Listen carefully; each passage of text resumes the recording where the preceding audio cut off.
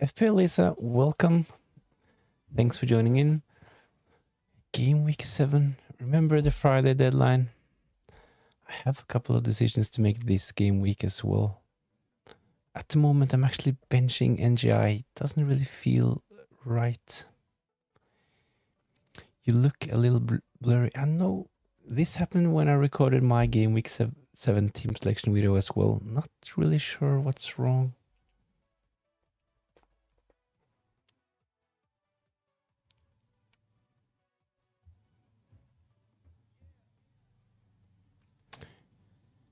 With the camera or the focus or some settings, camera settings. We'll have to check this up.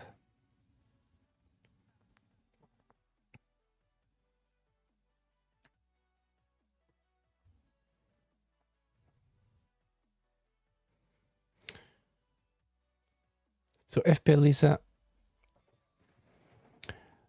did the Richarlison move? We talked about this on the deadline stream ahead of game week 6. I recommended Richarlison, but he blanked. Really sorry about that one.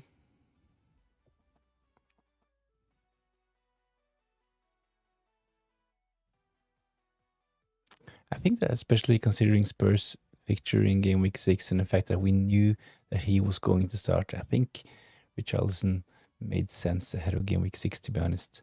Benny G, hi. Evening, my transfer will likely be Gordon in, Reinders out this week. I really like Anthony Gordon. I totally agree that this is a great move. I haven't really been that much of a fan, a Reinders fan this season. I know we did well in game week 1. And City, of course, one of the best attacking teams, but I think that selling Reinders to bring in Anthony Gordon is a really good move ahead of game week 7. You're good, it's not your fault. You probably had considered Richarlison, right? He was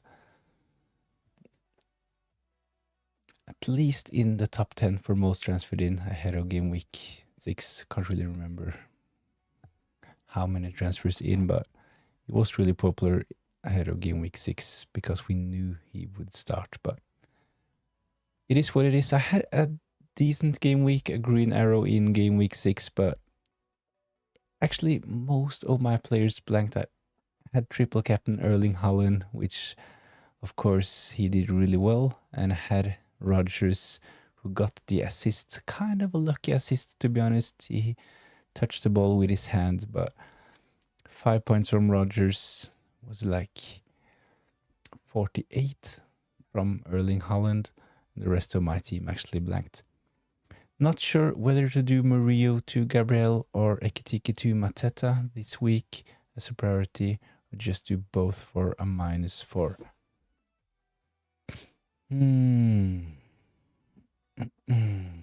I saw you had Sar and Rodon on the bench with points. Yeah.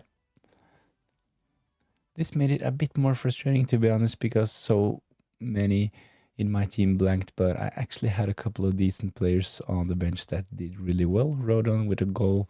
Sar scored as well. 3 bonus points, so kind of frustrating, to be honest. Edwix, hi, thanks for joining in. Benny G. Murillo to Gabriel. Ekitike to Mateta. I think that Murillo to Gabriel makes sense this game week because Nottingham Forest, they have really tough fixtures coming up and they haven't really looked that great this season compared to 24-25 season. So I think that Murillo to Gabriel, if you have the funds for this upgrade, I think it makes sense. Ekitike to Mateta. I think that selling Ekitike makes sense. I can't really see him start week in, week out with Alexander Isak being fit, and Ekitike might actually not play at all because of an injury. So selling Ekitike to Mateta makes sense as well, but there are a lot of interesting options up front. I really like Jared Bowen, especially from game week 8. Strand Larsen as well, big differential, only selected by 1.5% of the managers. Talked about him in my team selection video as well with the updated watch list. But of course, Mateta, we know what we will get from him. He will start most games. He will take their penalties going forward. So Mateta, really solid FPL option. So selling Ekitike to Mateta makes sense.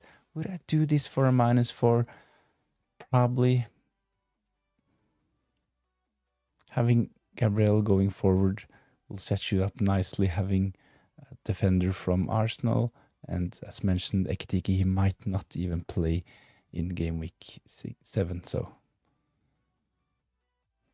Benny G, I think that the -4 is warranted in your case. So it's a yes from me. I have a big decision to make ahead of game week 7. At the moment, I have NGI on the bench. I might bench Joe Pedro. I might even bench Sar. Not really sure. Let's get a poll up.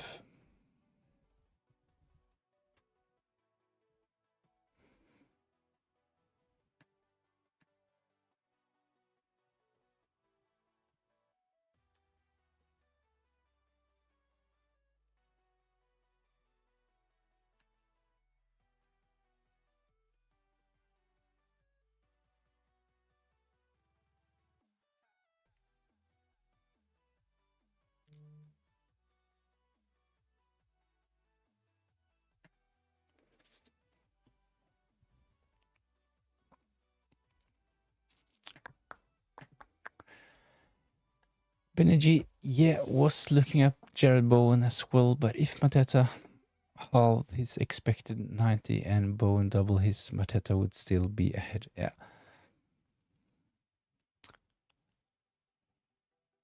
I think Mateta is a really, really good option going forward. I have Sara at the moment, so I'm not really considering Mateta. Not sure if I'm going to double up on Crystal Palace, but at least having one of their attackers makes sense. So if you don't have Sar, you probably don't have him. Then going for Mateta is probably a really good idea. So Ekitike to Mateta. I'd say this is a good transfer this game week. So please go vote in the poll. I'm really struggling with my bench this game week. I have to bench a really good option. I could actually bench boosted this game week, but my plan has been to bench boost in game week 8. The reason why I'm not that tempted to play my bench boost this game week is because I have Dubravka playing against Rodgers,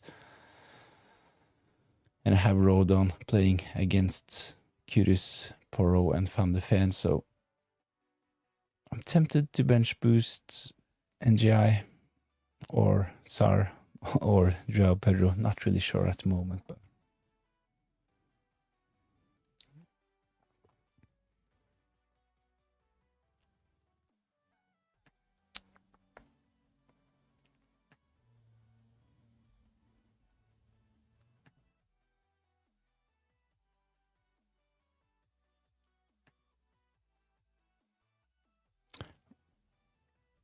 Roma missed 3 penalties. Really? 3 penalties in the same game. I have to look this up. Charlie, thanks for joining in. Hey bro, you think I should captain Mo Salah or Gyökeres if I don't have Erling Haaland? I would definitely go Gyökeres. I think he is a good option. He might not play 90 minutes. He played midweek for Arsenal in the Champions League, but I still think that Gyökeres is a good captain option ahead of game week 7, to be honest. He is my wise captain at the moment. I will go Erling Haaland most probably, but I like Gyökeres as well. The goalie saved 3 pence in a row. I have never seen this in my life. Let's see, Roma against Lille.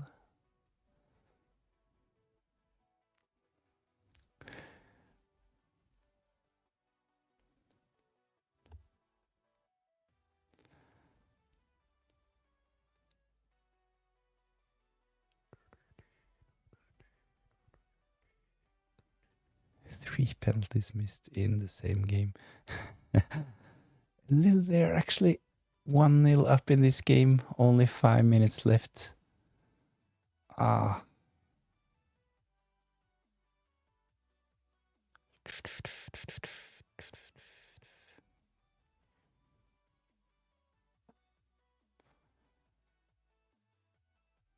That's kind of weird.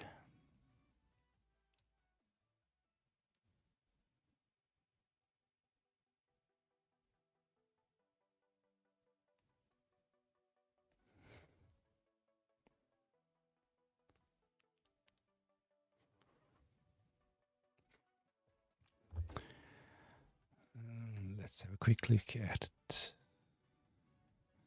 So no English teams in action at the moment, but both Nottingham Forest, Aston Villa will play in the Europe League, and we have Crystal Palace as well in the Conference League.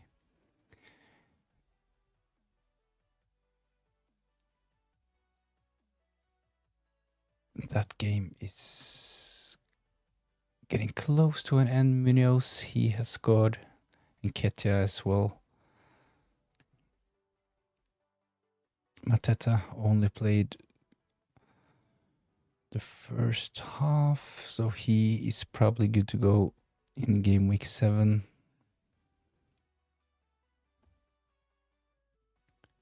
"20 minutes for Ismail Assar, so he is probably good to go against Everton as well. I'm leaning towards starting Ismail Assar, but the catch with starting Ismail Assar is that Everton, they haven't conceded any goals at home so far this season, so they are really good at home at Goodison Park, so I can't really see Crystal Palace scoring a lot of goals this weekend, but I'm leaning towards starting Sar and Jai at home against Crystal Palace.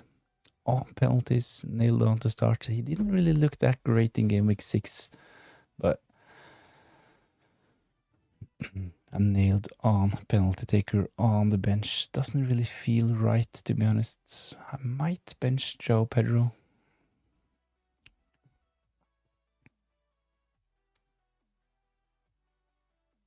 2 votes for Joe Pedro, 1 vote for NJ, and 1 vote for Sar in the poll. Let's see how this goes.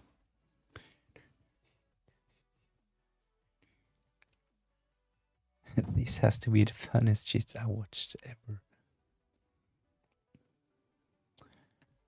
I can't really remember a game with 3 missed penalties, to be honest, so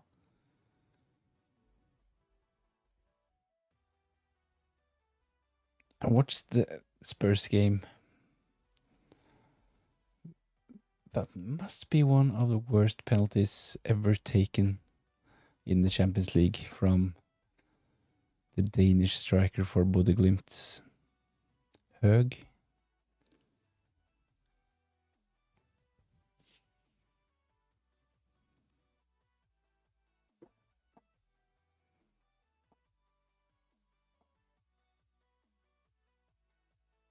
So Spurs, they really struggled in that game. They beat the same team 2-0 in the semi-final in the Europa League last season. Really struggled when they played against them the other day. Should have lost. To be honest, should have been 4-0 down in the first half. But they fought back and the game ended 2-2. So for game week 7, the favorite for anytime goal scorer is Erling Haaland once again.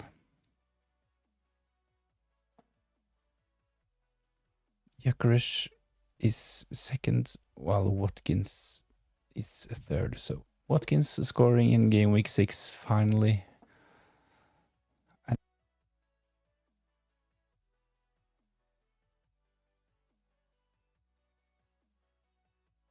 so many Watkins owners. I was a bit surprised seeing that a lot of active managers still had Watkins, but on the other hand, I still have Rodgers, so I guess there has been a lot of other fires to put out before selling Watkins, and the fixtures, they have been good actually. They have a really, really good fixture this game week at home against Burnley. So in my team selection video, I actually talked about captaining Aston Villa players, and let's have a quick look at the stats.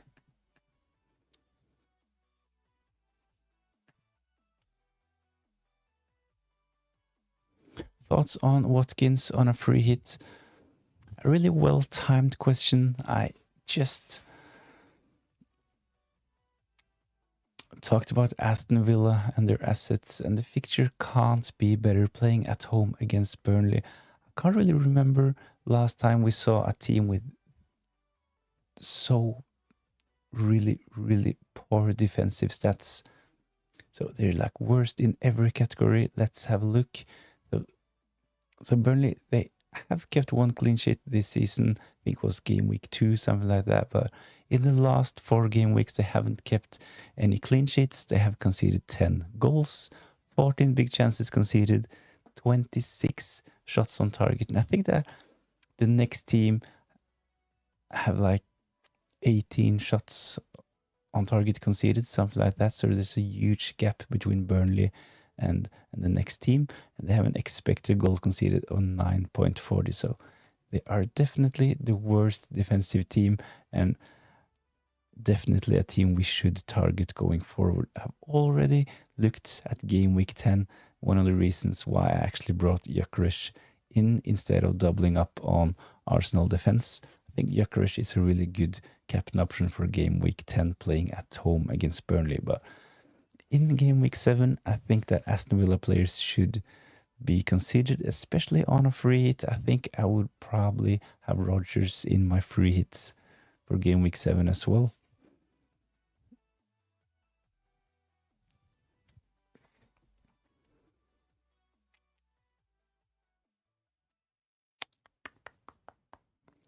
So thoughts on Watkins on a free hit? I would definitely have Watkins in my game week 7 free hit team. Can you rate my team for this week? Definitely post your team ID or a picture on my latest post over on X, and I'll take a look at your team and get it up on the screen.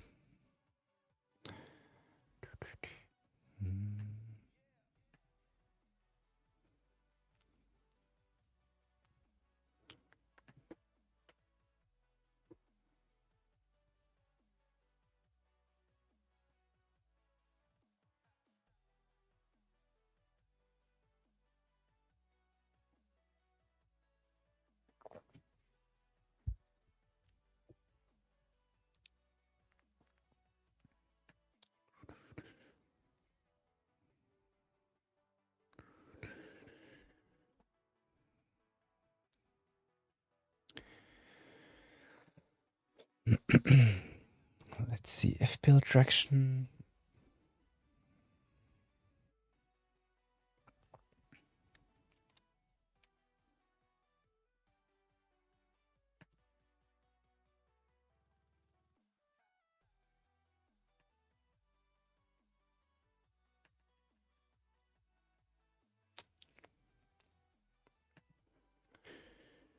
Okay, let's start with Edwix.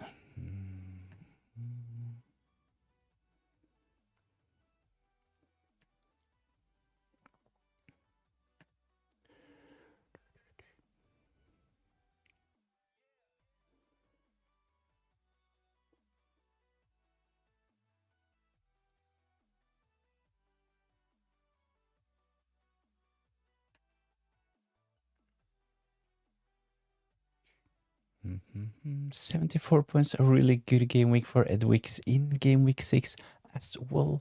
You have done so good the start of this season. We talked about this on the last stream as well. You are probably the highest ranked manager that has joined those streams. Let's see if I can get your rank up on the screen as well.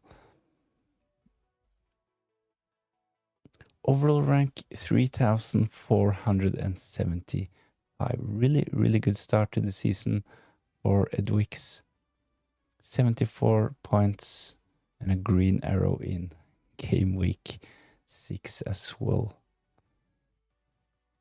I talked about Michele. I remember this. I didn't really fancy him ahead of game week 6, but see what happened. He actually got 6 points. A bit unlucky with Phil Foden.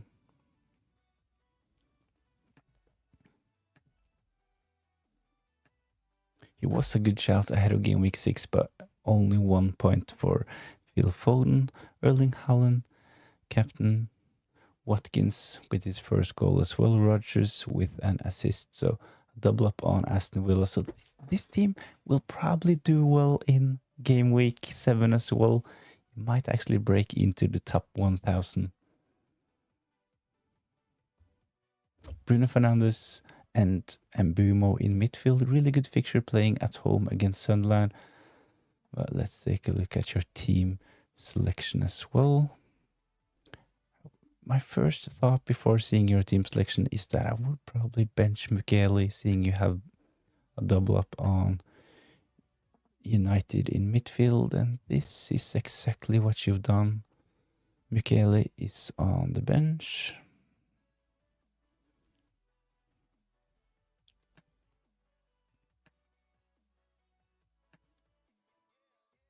So this is Edwig's team, currently ranked 3,000, done really well so far this season. Petrovic playing against Fulham, decent fixture. You have a double up on the Bournemouth defense with Senesi. Agbadou, really good option for game week 7. I like Wolves, especially when we consider their fixtures going forward. I would like to have a Wolves player as well. I talked about Strand Larsen in my team selection video, and I will consider bringing in a player from Wolves. And you have Anderson, defensive contribution magnet. So strong defense. You have Saka, you have Rodgers, and Watkins as mentioned. The double up on the United midfield playing at home against Sunderland. Phil Foden, still a good option. I think he will start in game week 7. And up front, Erling Haaland, the captain. I think you will get a new green arrow in game week 7. Hopefully you can get it. You played your triple captain, played your bench boosts, played your wildcard, played your free hit. So all chips gone, but ranked at 3,000. This is a really good achievement so far this season. So I like this team. I wouldn't change anything. As mentioned, my first initial thought when seeing your game week 6 score was that you really have to bench Michele in game week 7, and you've done this. So I think this team looks good to go.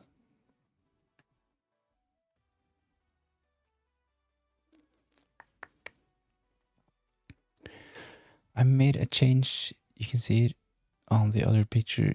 Just went Doku to Saka. Saka, he is in this team. You had Doku for his 10 points in game week 6. I think that it's good timing going for Saka, at least having one Arsenal attacker for their great run of fixtures coming up. So Saka in for Doku is probably a good transfer this game week. I made a transfer myself. I sold Chris Wood to bring in Gyökeres. I really want an Arsenal attacker myself going forward. So my transfer this game week was Chris Wood to Gyökeres. Edwix, he has sold Jeremy Doku to bring in Saka. So really strong team. I like this. Hopefully you'll get a new green arrow. Really interesting to see how long you can stay in the top 10k, and if you potentially can break into the top 1k after game week 7. I know that when you have a good rank like this, it's really, really. I wouldn't necessarily say nervous, but it's a strange feeling having a really, really good rank in FPL, because every small step you take can potentially be a disaster, and you have to try to focus on chasing a green arrow rather than avoiding a red arrow. That would be my best.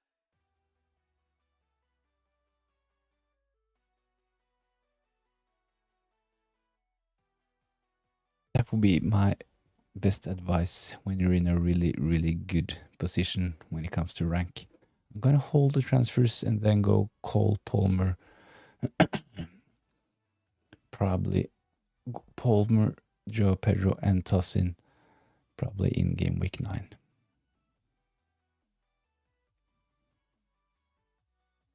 Yeah. Great fixture swing for Chelsea. This is one of the reasons why I've just kept Sanchez in my team. I have Joe Pedro as well.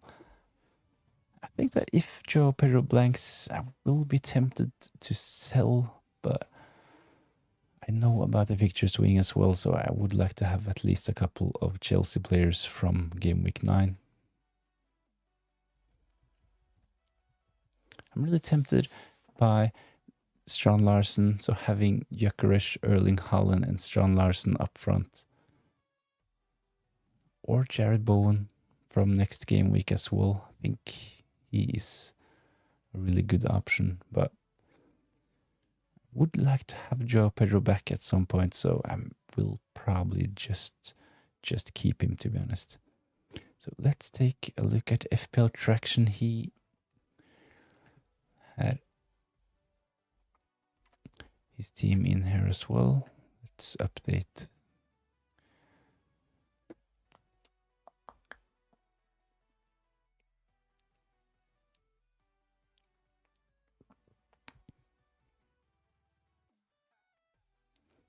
So FPL traction, are you still in the chat?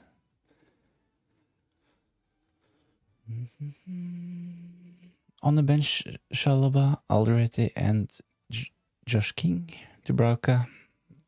Let's take a look at starting 11. I think I have to like.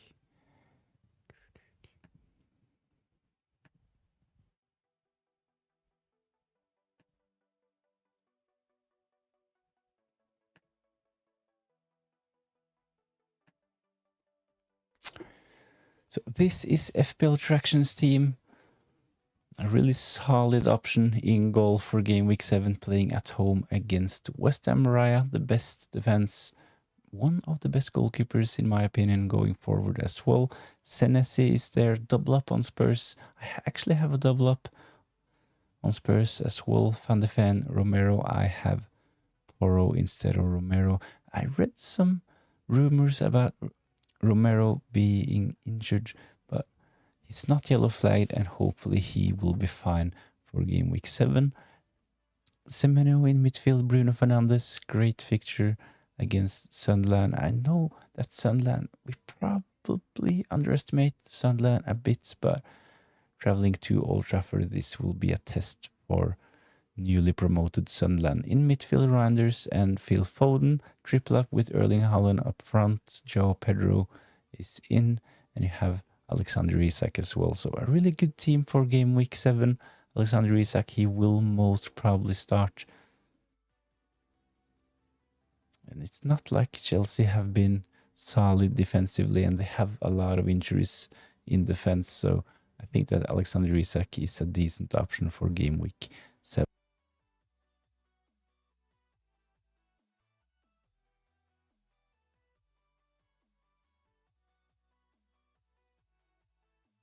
Really good for the next game week. I wouldn't play any of those players on the bench.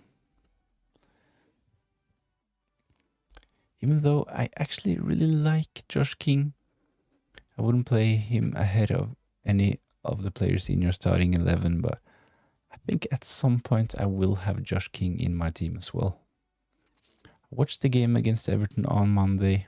Really impressed by Josh King. He's not delivering FPL points at the moment, but at some point I think he will start delivering a bit more experience. I think he will come good.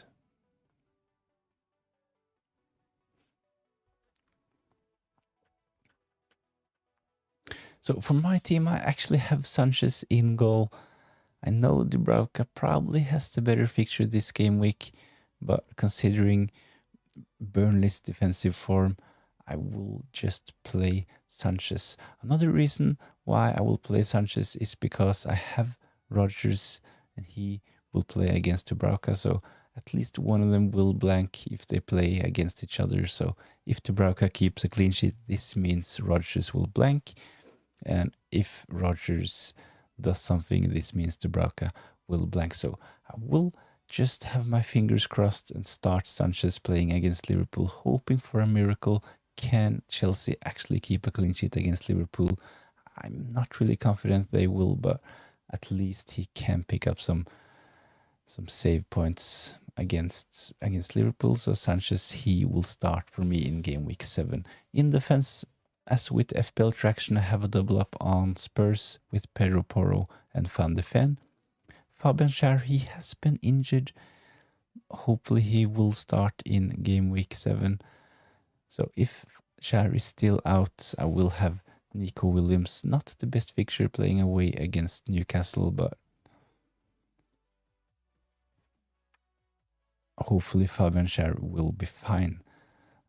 I think that Fabian Schär, he is one of those players that he will either start and play 90 minutes, and if he's not fit to start, he will not play at all. So I'm really confident starting Fabian Schär. And in midfield, I have Mbumo, Kudus playing against Leeds. Leeds, they have actually done well defensively. Rodgers, by far the best fixture in game week 7, so he will definitely start. I will definitely start Erling Haaland and Gyökeres. I have a benching headache this game week. I'm not really sure who I will put on the bench. At the moment, I have NGI on the bench, but it doesn't really feel right as mentioned earlier. So NGI, he will potentially come into my team, and I have to drop one of Ismail Assar and Joao Pedro. So please go vote in the poll. Who would you put on the bench? Ismail Assar playing against Everton away. They haven't conceded any goals at home, and this is one of the reasons why I consider benching Sarr this game week. Joao Pedro hasn't really delivered recently, only one shot on goal in the last 4 games, and NGI playing for the weakest team, especially attacking wise, but he is nailed on and he is on penalties. So as mentioned, it doesn't really feel right having NGI on the bench. I watched the game as mentioned on Monday, Aston Villa against Everton. It was really frustrating watching that game as an NGI owner. Didn't really look that great, but hopefully he can do something this weekend. FPL Lisa, I need a Salah hat-trick.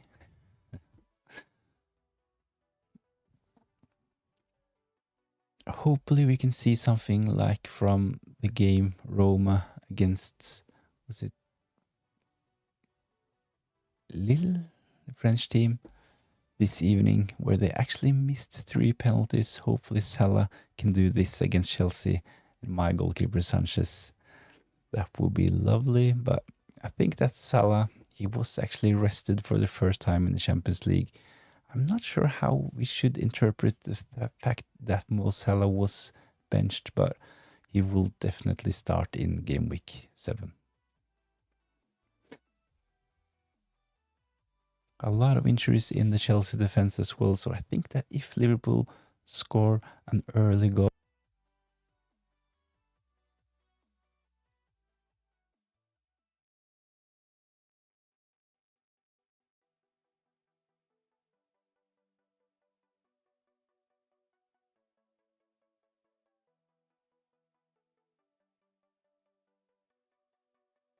the further that game goes without Liverpool scoring, so if Chelsea can keep a clean sheet in the first hour, 70 minutes, I think the Liverpool players will be really frustrated. And hopefully they can actually keep a clean sheet in game week 7. Anonymous, my defense is Tarkovsky, Sambaram, Romero, Senesi, and Anderson. Who to take out for Gabriel? I have enough in the bank.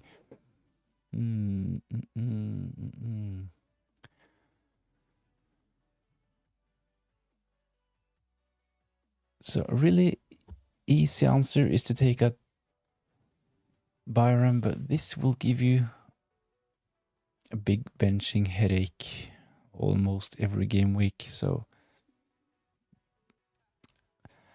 I think out of those defenders, I would definitely keep Anderson. I would definitely keep Senesi. It's between Romero and Tarkovsky. I think that Tarkovsky probably is a bit overpriced when we consider that his attacking threat is not that great compared to what we've seen earlier. So Tarkovsky, he is like a decoy. He's not the target for Everton's set pieces at the moment. I think that Tarkovsky at 5.5 probably is a bit overrated. Romero, he has a higher expected goal involvement, so only priced at 5 million. I like Tarkovsky, especially at home, but this game week playing against Crystal Palace, I think I would do Tarkovsky to Gabriel in your situation.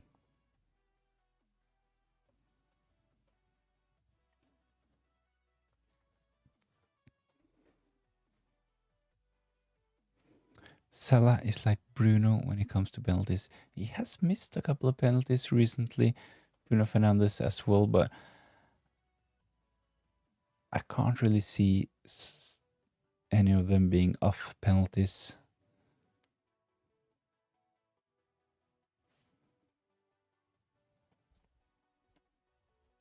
I think Salah will continue taking them for Liverpool. I think that actually Bruno Fernandes will take the next one for Man United as well. I read something about Mbumo possibly being the first choice penalty taker for Man United, but I don't really believe it before I see it. So I still think Bruno Fernandes is a really good FPL option. Is he worth the extra compared to Cunha and Mbumo at the moment? I'm not really sure. He's not taking every corner, every free kick like we've seen before. Mbumo, he is actually taking the corners.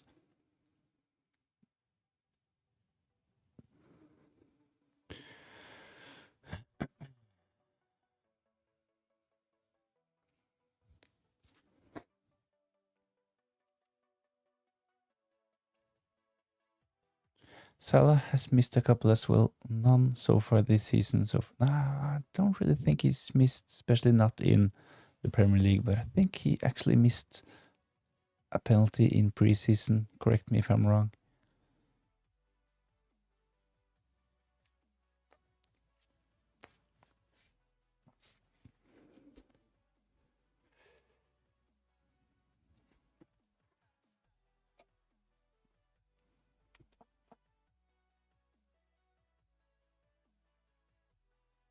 So the most transferred in player ahead of game week 7. No surprise, it's Erling Haaland, close to 700,000 transfers in. And the most sold player ahead of game week 7 is Mo Salah. He was one of the most sold players ahead of game week 6 as well. So the template is rapidly shifting from Mo Salah to Erling Haaland. I think it makes sense selling Mo Salah to bring in Erling Haaland, to be honest. I watched most of the Man City games, and Haaland, he looks really sharp. He's involved, and I think that he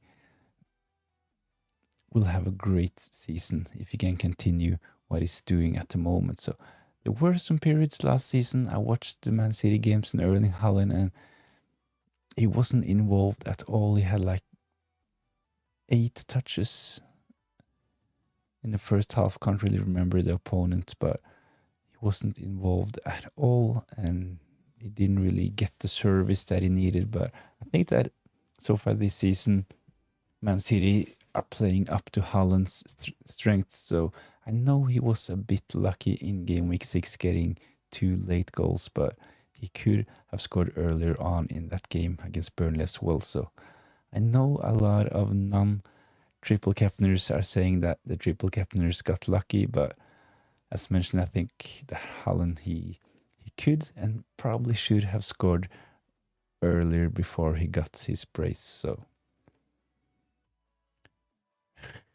rest in peace to my rank when Haaland holds again. The thing is that his ownership is starting to rise, so he will be heavily captained. So at some point with Erling Haaland, like as it was with Mo Salah at the start of the season, I think he will become a really big threat to non-owners. I think Salah, when we're speaking about luck, I think that Salah owners actually have been a bit lucky this season. I remember watching in game week 1 the Liverpool game without Salah in my team. I really liked what I saw. He wasn't involved at all. He was playing really wide. We say this all before every season that Salah, he is playing wide, but when the season starts, he's always involved in the goals. But he really looked like he would blank in game week 1, but he scored late on against Bournemouth. So next game, got a kind of a lucky assist. And he's done this once more. So Mo Salah, he definitely does not pass the eye test. He did well last game week in the Champions League, of course, but I think that selling Mo Salah to bring in Erling Haaland makes sense. Let's take a quick look at his ownership. Is it getting close to 60%, something like that, for Erling Haaland?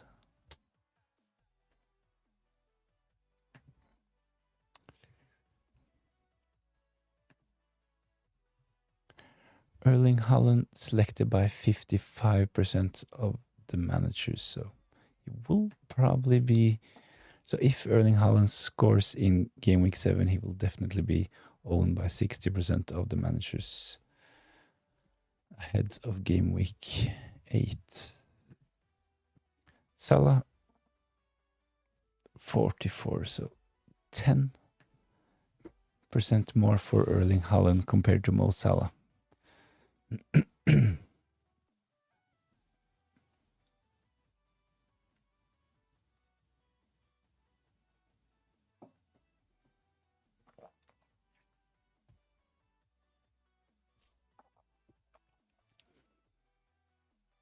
So fair point by FPL Lisa.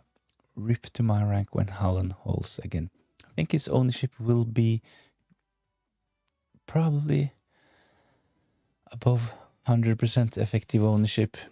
A lot of triple captains were played. I think that those managers who played their wildcard last game week didn't get the opportunity to triple captain. I think some of them are actually considering to play their triple captainship this game week. So let's have a quick look at the stats. So this is from my team selection video. If you haven't watched it, I would really appreciate if you go check out my team selection videos. I post a weekly team selection video, and it would be really appreciated if you gave it a watch. But I always do a captain selection at the end of the videos, and I always take a look at some of the best captain options, some of the best differentials, and their opponents. So for game week 7, Man City, they are playing against Brentford. In the last 4 game weeks, Brentford, they have not kept any clean sheets. They have conceded 8 goals, and they have conceded 11 big chances, 18 shots on target, and an expected goal of 5.88. So When we take a look at these stats, we can see that Brentford, they are actually one of the worst defensive teams. Burnley, they are by far the worst, so they are like 20th in every of those defensive statistics, but Brentford 18th, 17th, and 14th. They probably have been a bit unlucky, seeing they have an expected goal of 5.88 and have actually conceded 8 goals, but I think that the Brentford fixture is a really good fixture for Man City and especially Erling Haaland.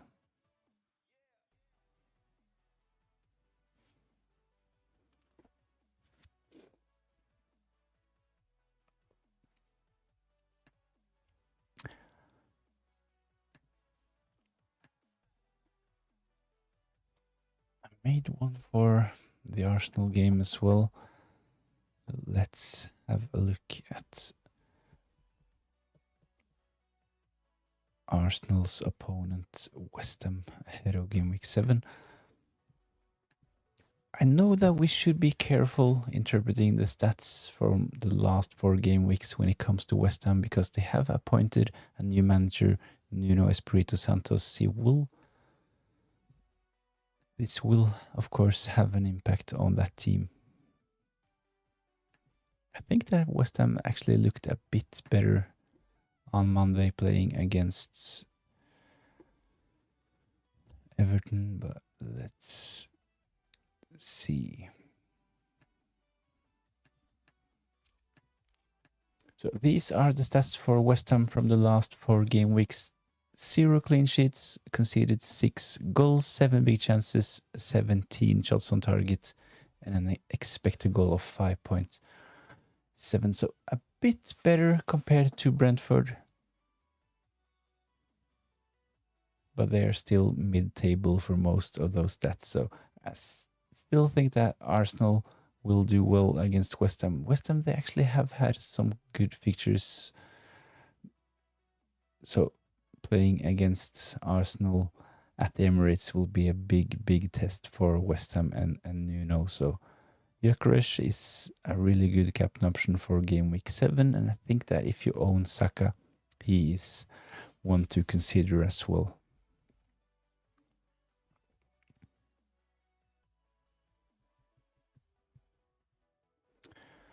But let's just really quick put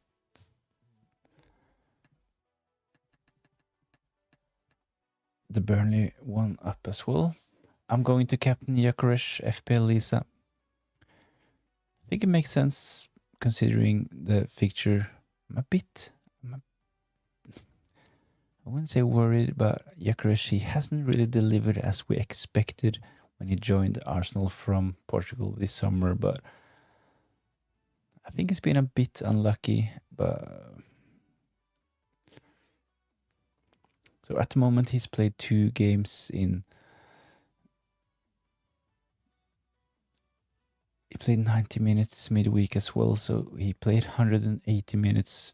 I think there is a small risk of Gyökeres playing only 60 to 70 minutes this weekend, and this is one of the reasons why I will most definitely captain Erling Haaland. I would consider Gyökeres. He will be a captain differential for game week 7, so I really like Gyökeres. My only worry is that he can potentially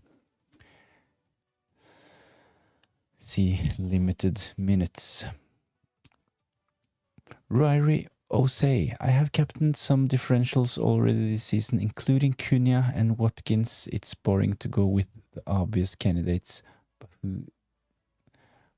but when you don't, it's almost always backfires. Yeah. So as mentioned, I'm really tempted by Gyökeres, but the fact that I can see him potentially only playing 60 to 70 minutes, this is why I most probably just will go for Erling Haaland this game week. I'm a bit tempted by Rodgers as well. On the screen you can see Burnley's defensive stats, really terrible. I think that Aston Villa will do well against them. So if I owned Ollie Watkins, I think that he probably would be my captain. In game week 1 this season, I actually captained Jared Bowen. Really, really frustrating game to watch West Ham playing against Sunderland. I thought Sunderland would be kind of an easy game for West Ham, but it turned out to be the other way around. West Ham, they lost. Sunderland, I think they actually kept a clean sheet in game week 1 as well. At least Jared Bowen, he blanked as my captain in game week 1. So I agree. I think that what makes FPL fun is to try to be a bit different, and this is actually how you can get a really good rank as well.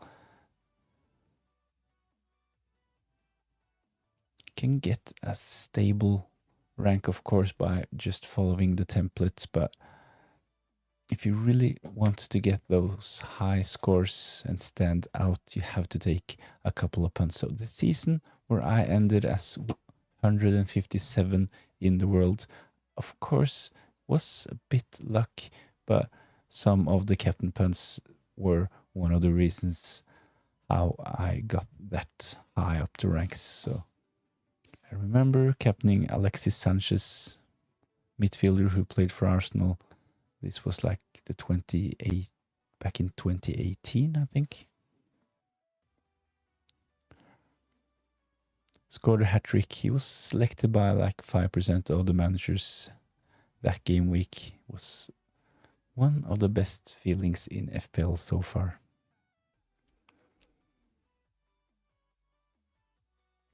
So Rory, I think that if you still own Ollie Watkins, he is a really good captain candidate for game week 7, especially considering the stats on the screen at the moment. Burnley, they look awful.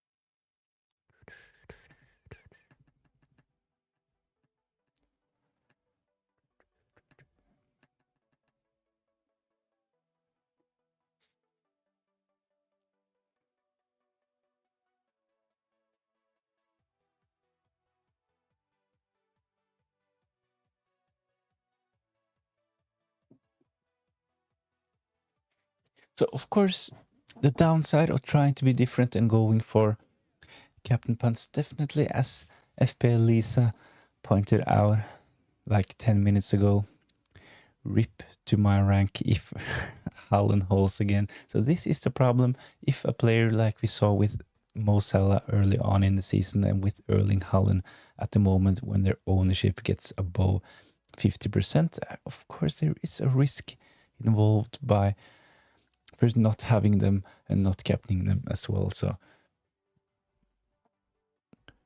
I think at the moment, if you don't own Erling Haaland, of course there is a risk. If you have Erling Haaland in your team, I think it's perfectly fine to go for another captain.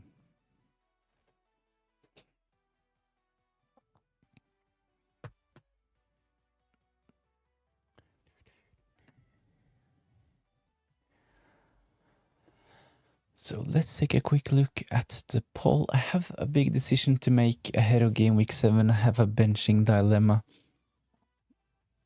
At the moment, I'm benching NGI, but I think that I will put him into my starting 11 at some point. I will definitely start Mbumo against Sunderland. I will start Kudus. I will start Rodgers, Gyökeres, and Erling Haaland. So it's between Sar, NGI, and Joao Pedro. At the moment in the poll, Joao Pedro, he is the favorite to go to the bench. 50% have said that Joao Pedro should be the benched player. 29 Sar and 21 NGI. So close between NGI and Sar, but Joao Pedro, he is the front runner for the benching spot. One of the reasons why I'm actually tempted to play Joao Pedro this game week is the fact that he will definitely start and play 90 minutes. He was rested midweek for Chelsea, and in addition, he actually got a red card, so he will definitely not play the next game in the Champions League. So I think that Maresca just will start João Pedro and play him as much as he can in the Premier League. So I really like João Pedro's minutes. I don't like his stats. Hasn't really been that involved recently. Only one shot on target in the last 4 games. Of course, Liverpool, one of the best defensive teams as well, even though they haven't really impressed. I think that in game week 6, Alisson Becker, he really saved Liverpool, and he will not play, most probably not play in game week 7. He's not confirmed to be out, but he picked up a knock in the Champions League game, so he will potentially be out for game week 7. So if Alisson is out, I will probably start João Pedro, and this means that Sar probably will be the one who goes out of the starting 11. So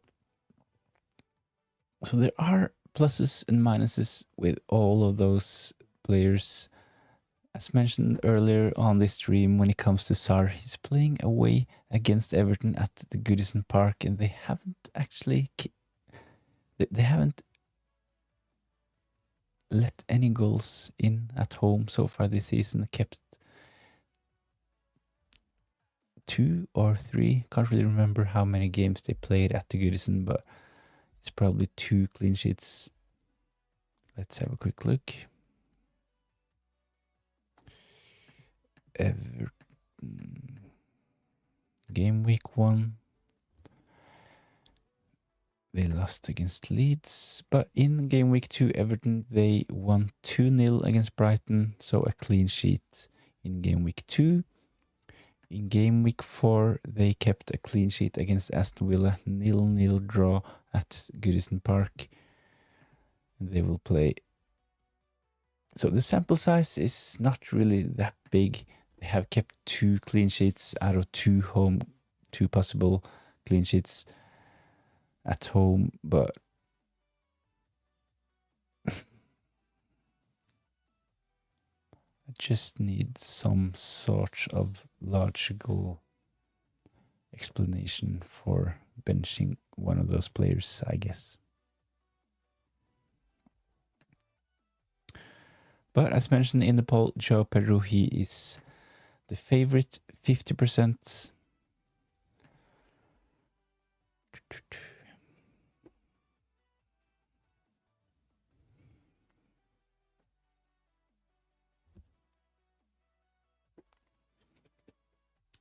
So the top teams, the bookies predicted top teams for clean sheets in game week 7.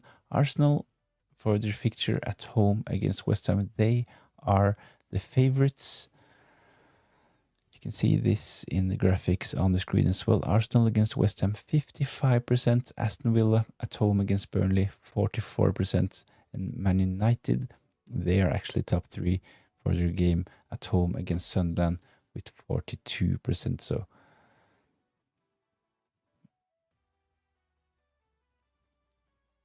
I think the bookies, they are probably underestimating Sunderland a bit.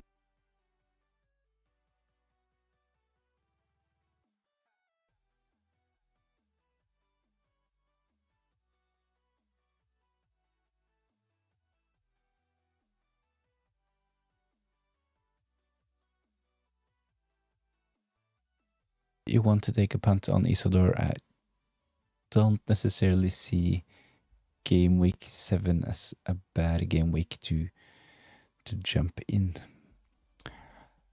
Haaland, he is the bookies anytime predicted goal scorer. Gyökeres is second, and we have Ollie Watkins third. So I only have Erling Haaland and Gyökeres. If I had Watkins, I would be really tempted to captain Ollie Watkins for game week 7, to be honest. I am a bit tempted to go for Gyökeres as my captain in game week 7, but I'm a bit afraid that he will see limited minutes due to him playing 180 minutes so far this week. So Erling Haaland, he will most probably be my captain. I made a transfer already this game week. I've sold Chris Wood to bring in Gyökeres, I think we should at least have one attacking asset from Arsenal. Saka is a really good option as well. But I don't really like the fixtures for Nottingham Forest, so selling Chris Wood to bring in Gyökeres made sense for me.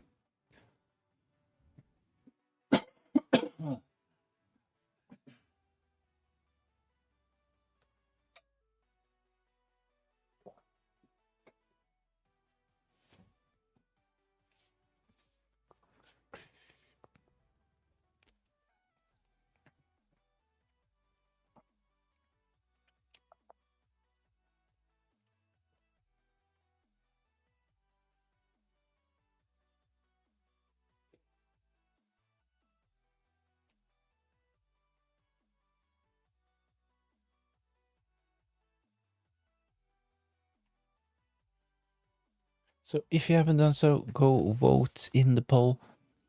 It's really close between NGI and SAR. Joe Pedro, he is on 50% at the moment, so he is the player that the chat thinks should be benched in this team.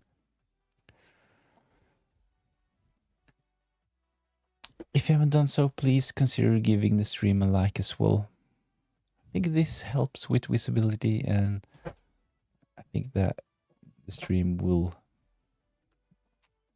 get more viewers. At least it will get shown to more YouTube users the more likes it gets. I'm not really sure how this works with the algorithms and stuff like that, but if you haven't done so, please consider giving the stream a like. So my watch list ahead of game week 7 and onwards, I think Senesi, if you don't have Senesi, he should be one to consider for your defense. He is probably underpriced. He should potentially have started as a 5 million defender. He's 4.8 at the moment, picking up defensive contribution points every game week. So Senesi, really good option. Gabriel as well, if you have the funds. Getting in on the Arsenal defense makes sense. I still like Man City, so Guardiola, he is in as well. I think that they will pick up a couple of clean sheets going forward, so Donnarumma is another way into the Man City defense, but I think that Guardiola is one of the safest defenders. In midfield, I've gone for Semenyo. If you don't own him like me, I still think that he is a good option. Bruno Fernandes is my favorite pick in the Man United midfield. I talked about this like 20 minutes ago. I think that Bruno Fernandes is probably still on penalties for Man United. So if you have the funds, go for Bruno Fernandes. The last midfielder in my watch list is Saka. As mentioned, the fixtures for Arsenal are really, really good. So getting Saka in is a good option ahead of game week 7. Up front, Gyökeres, Jared Bowen, and Strand Larsen. I talked about Strand Larsen. I mentioned him in my team selection video.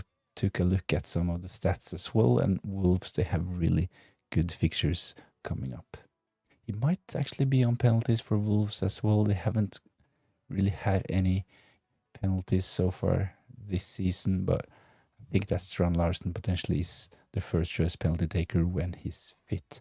Are you going live tomorrow for the deadline? I will go live tomorrow as well, but it will be a bit earlier than usual. I have some commitments tomorrow night, so I will not be able to be live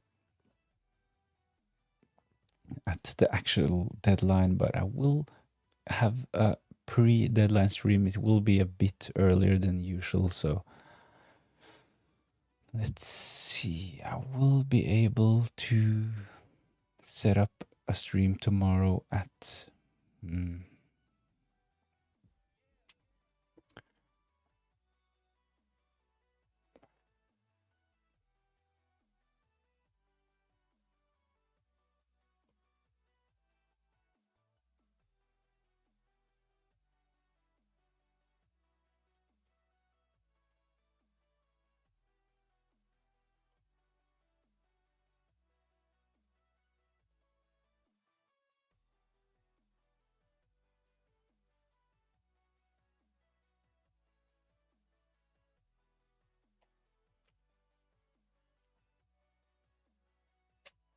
think around 12 o'clock tomorrow, probably.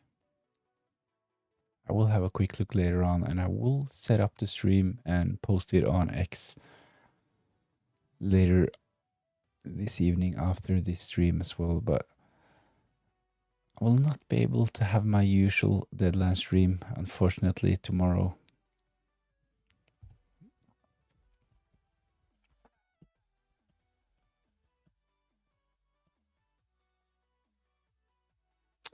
What time is it in Norway now?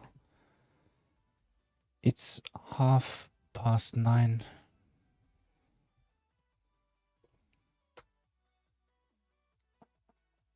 So, interesting question, because there are actually two different time zones, but when I talk about FPL, I always like talk in English time. So when I mention 12 on the stream, this actually means 1 o'clock at home. So I like translate those times in my head when talking about deadlines and streams and stuff like this. So at the moment, it's actually 9:30. I know that in Great Britain, it's only 8:30 at the moment. A bit earlier. You're in Norway. We're 1 hour ahead of you, so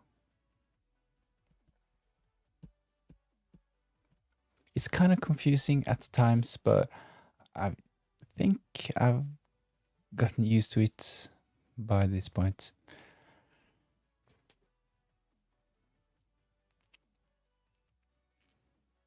So when I say that I will potentially have the stream set up for 12 o'clock, that's for me actually 1 o'clock at home.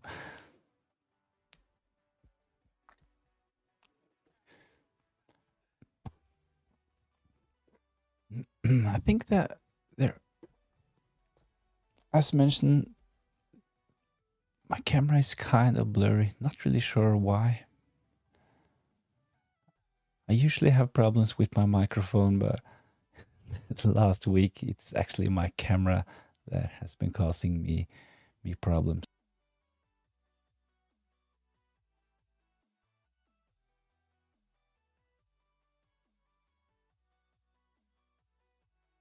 Please let me know if the image is a bit blurry still. I think it is. As mentioned, not sure why. Probably something to do with the settings, but I'm in the same room using the same lights, same camera, as I've always done. So the camera has actually been quite good for the last couple of months, but my microphone has been causing me problems as mentioned. But yeah, it's still a bit blurry. I will try to fix this. Not really sure why, but I have a lot of settings going on my camera because of the green screen, stuff like that.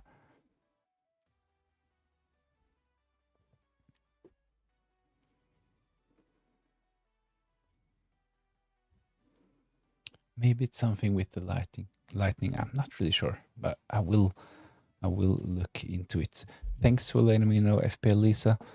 So FPL Lisa, she has her own great FPL channel on YouTube, posting weekly videos ahead of each deadline. So if you're interested, go check that channel out. It's really recommended.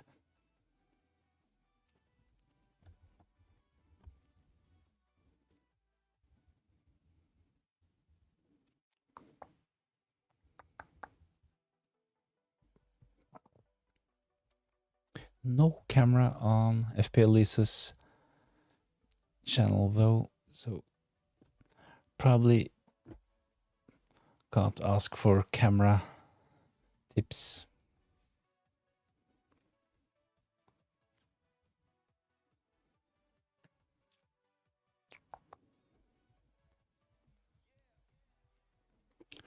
The question is, will there be a face reveal on the FPL Lisa channel? I'm not sure, but head over to that channel. Give it a watch for other FPL opinions and other takes as well. So this is what I like with Twitter and FPL YouTube. It's not like you just copy other content creators, but you get a lot of ideas and of course you make your own decisions. I'm too shy.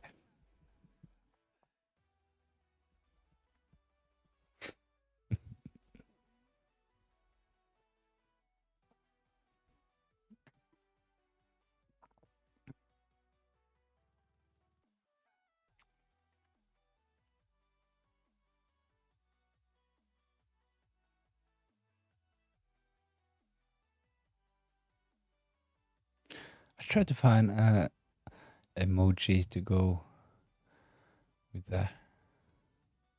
Maybe this one.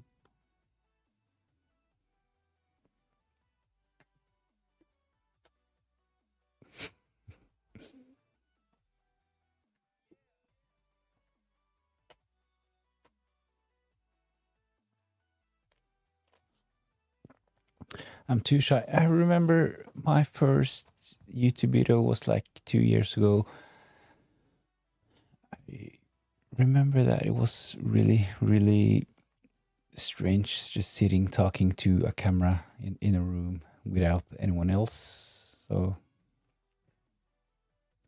it feels easier without the camera with only the microphone, because I had to do this summer because I was traveling and I only brought my microphone, didn't bring the lights and camera, stuff like that. So some of my preseason videos were with only the microphone. I think it's a bit easier to talk just to the microphone. You don't really have to focus and think about your face and like looking straight into the camera and stuff like that. So it's a bit more, let's say, a bit more comfortable just using microphone. But when you get used to the camera, I think at some point that having a camera will give you a bit of help as well.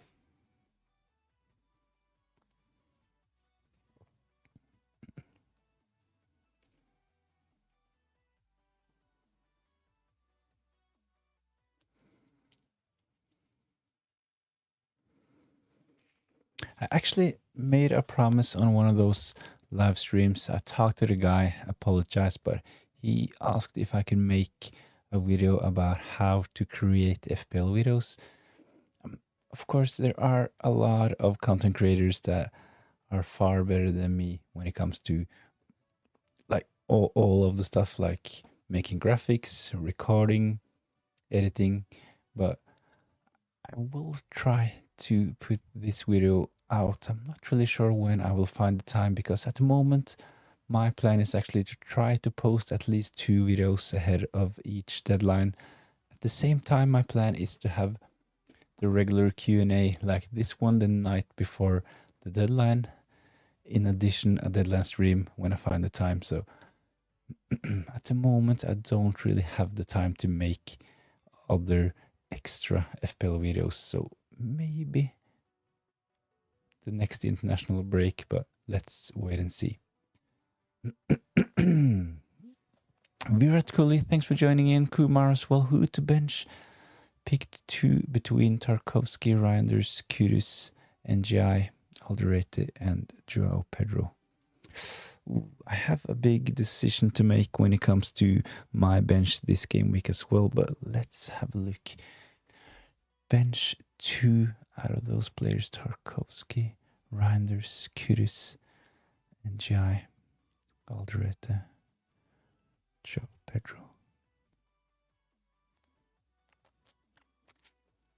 So I think if you have any Man United players, it would be really easy for me to bench Alderete at least, but Tarkovsky at home, they have kept 2 clean sheets at home so far. This will be their 3rd game. at home, so they can potentially, of course, keep another clean sheet. But Crystal Palace, tough opponent. Joe Pedro, tough game against Liverpool. Reinders, good fixture, good team. Not the best FPL player in my opinion. I would definitely play Kudus. I would bench Tarkovsky and Alderete. Let's see.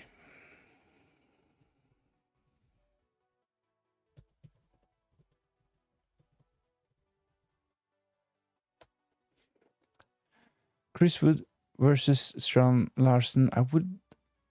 Is this for transferring in or is it to bench? I really like Strand Larsen going forward as a differential only, selected by, I think he's still below 2%. It was 1.5 when I checked earlier this week and made my graphics for the GW7 Team Selection video. So Strand Larsen, really good option going forward. And as mentioned earlier tonight, I think that Strand Larsen potentially is on penalties for Wolves as well. So Strand Larsen, really, really good option going forward. Chris Wood, he was actually my transfer out this game week. I sold Chris Wood to bring in Gyökeres. Is he a starter now? I think that he is back. He has been injured, and this is the reason why he has not started that many games so far this season. But I think he played like 80 minutes, something like that, in game week 6. I'll quickly check that.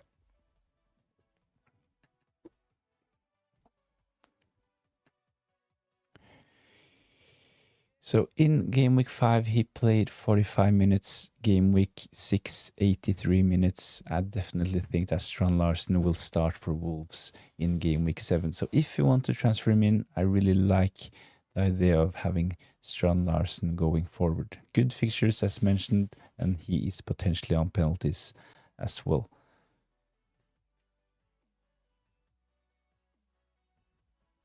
I know that Wolves, they haven't really looked that great so far, but they will, of course, score some goals. And I think that Strand Larsen will be involved when they score going forward. So I'm actually tempted to sell Joao Pedro and bring in Strand Larsen myself. But at the same time, Chelsea, they have really good fixtures from game week 9 and onwards. So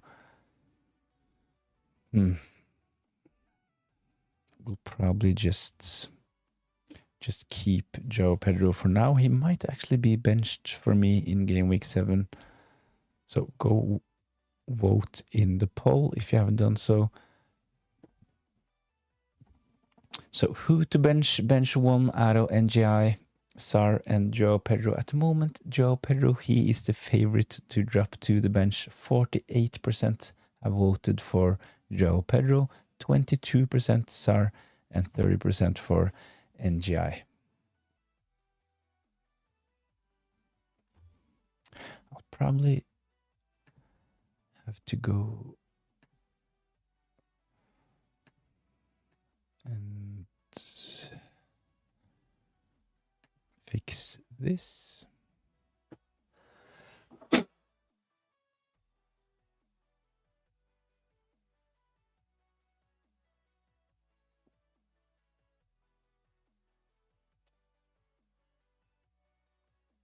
So at the moment, Joao Pedro, he has dropped to my bench. 3-5-2. I think this looks good on paper. Mbumo, Kudus, Rodgers with a really good fixture. Sar against Everton, not the best fixture, considering that Everton have kept 2 clean sheets at home. NGI, nailed on penalty taker. Erling Haaland as my captain, and my transfer in this game week. Gyökeres on the bench.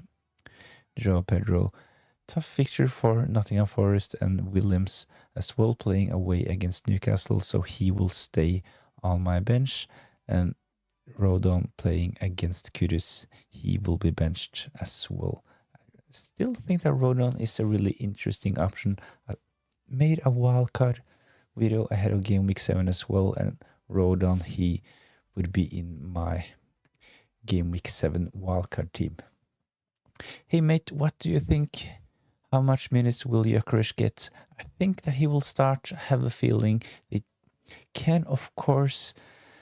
I will be a bit surprised if Arteta starts Merino up top. He can, of course, go for something like a false 9, but I think that Gyökeres will start. It's still early in the season. I know he played 180 minutes since last weekend, but I think Gyökeres will start. One of the reasons why I'm not considering handing the captaincy to Gyökeres this game week is because I can see his game time being limited to 60, 70 minutes, especially if they're 2-3-0 up.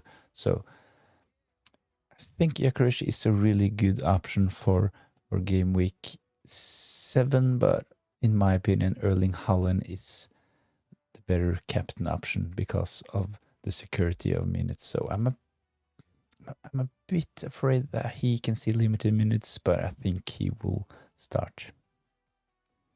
Can of course go with something like Trossard playing as their number 9 as well. We've seen this before, but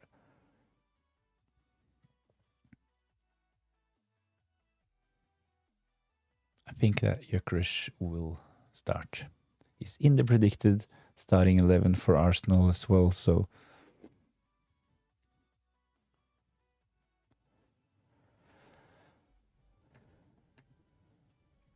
let's see.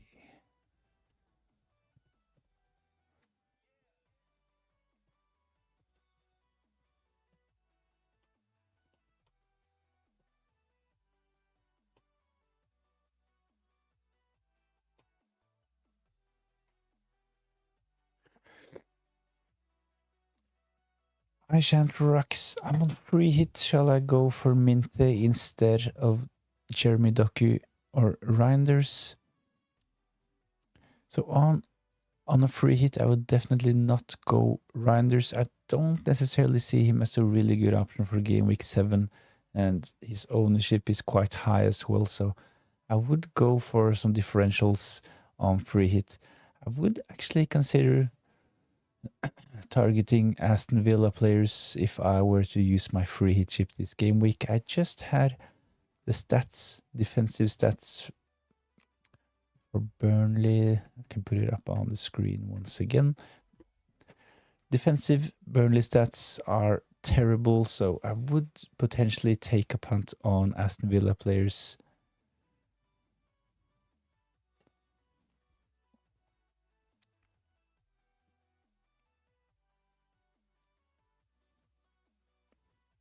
But of course, he's 6.9, a bit more expensive, but if you can afford Rodgers, I think that he actually is a good option on a free hit. Pedro Porro, he won't start. That would be a bit annoying, to be honest. So is it like out of favor? Is it? That would be a bit annoying. I actually have one free transfer. I have 0.7 in the bank. So if Pedro Porro is benched and if we get the confirmation that this is true, I will potentially just consider selling Pedro Porro to bring in someone like Gabriel. So Samuel Sam stating that Pedro Porro will not start, but he got a rest right in game week 6.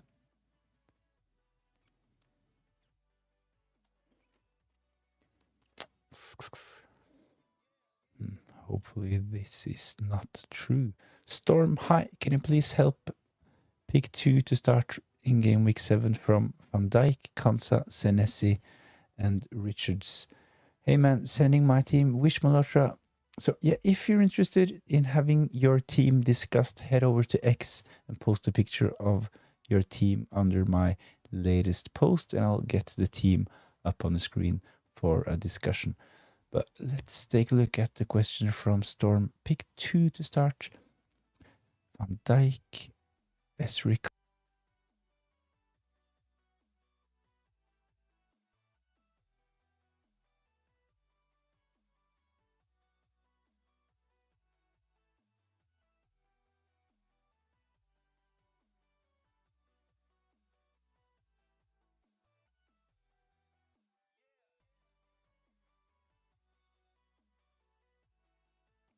this point, I think I would probably just start Senesi, to be honest. He looks so good when it comes to defensive contributions. So even though if Bournemouth concede a goal, he will most probably pick up the extra 2 points. Virgil van Dijk playing against Chelsea.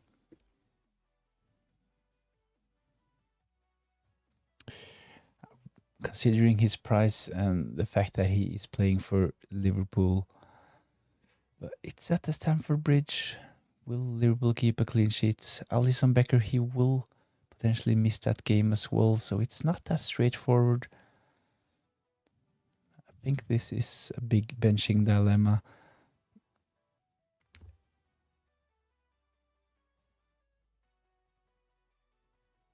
I would actually start Senesi and Konsa.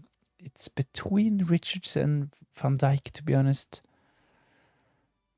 I would probably just bench Richards, seeing they play away against Everton. It's not the easiest fixture, of course. Playing against against Chelsea is tougher, but Van Dijk.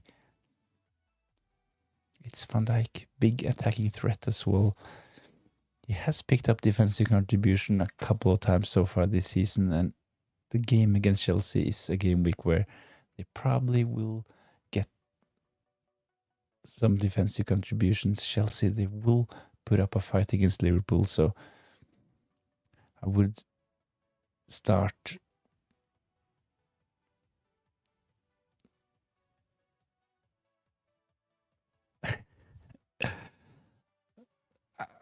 it's pick 2 to start. I thought 1 to bench as my question. Pick 2 to start. I would start Konsa, Senesi, Van Dijk first bench, and Richards next. Hey man, sending my team as mentioned. Yes, I will check those teams really soon. So head over to X, post a picture of your team selection under my latest post, and I will get it up on the screen. I Shan't Rocks. I have added Rodgers to my team. Still confused between Bruno, Doku, and Minte. Please pick 2. So in midfield, you have Rodgers. I would definitely go for Bruno Fernandes. Good fixture against Sunderland at Old Trafford. So Bruno Fernandes, I would have him on a free hit as well. Doku, Minte, I would actually take a punt and go for Minte, to be honest. So Doku would probably not be in my free hit team. So Rodgers, Bruno Fernandes, and Minte. I think that he has looked good, definitely passing the eye test.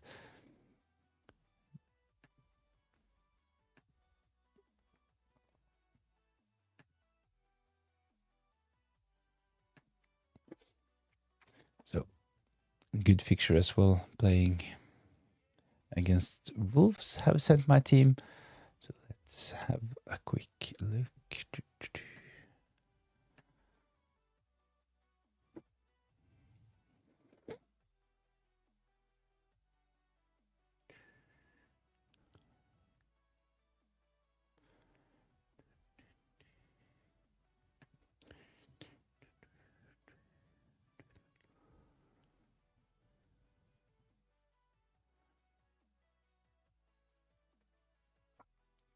So this is Wish's team. Rolling with this, we'll have 4 free transfers in game week 8 after the international break. So the bench, Dubravka, Richards is benched in this team. Mukiele as well. Makes sense to bench Mukiele, especially seeing you have Bruno Fernandes and Josh King on the bench. But let's focus on the starting 11.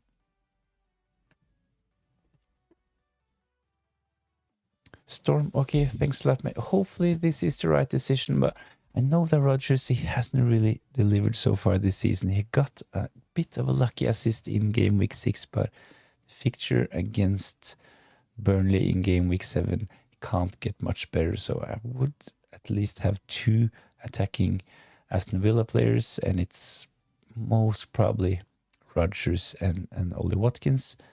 Minte, really good option. Doku, of course, he did well in game week 6, but the thing is, he can actually be benched for game week 7. You never know. But Bruno Fernandes, definitely, I would have him in my free hit team.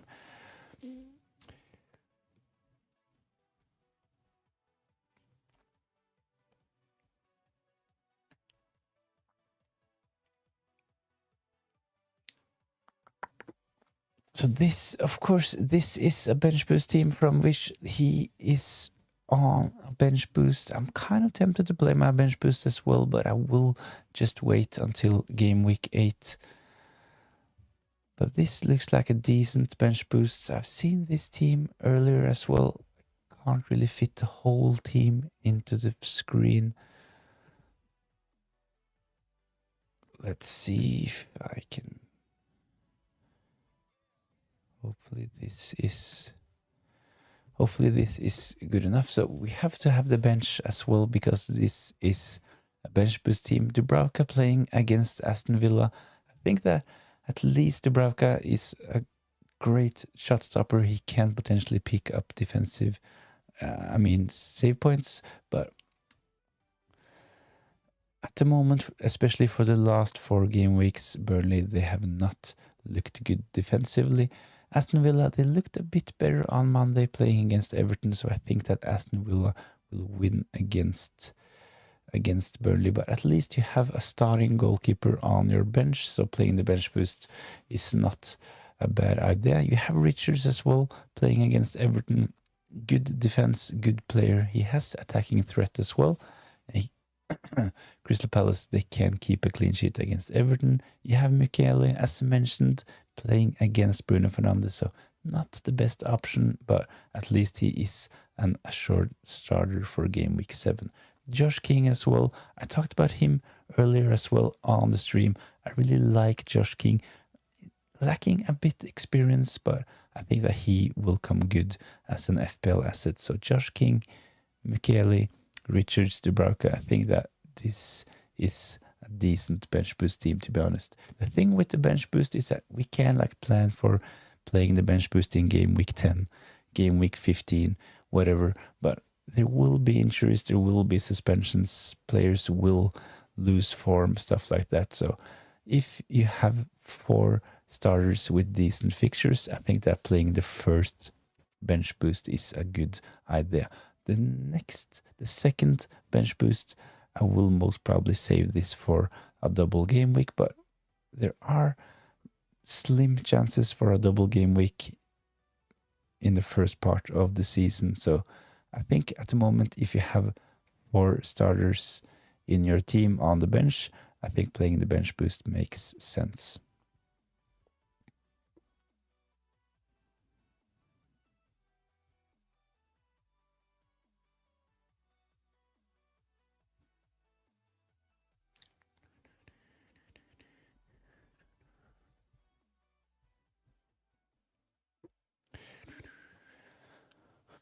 I forgot Van de Ven. I would probably still go Konsa Senesi. I'm actually starting Van de Ven in my team, but so Van de Ven, he is actually a really good option. He has already scored in the Premier League. He scored in the Champions League as well. This was on Tuesday.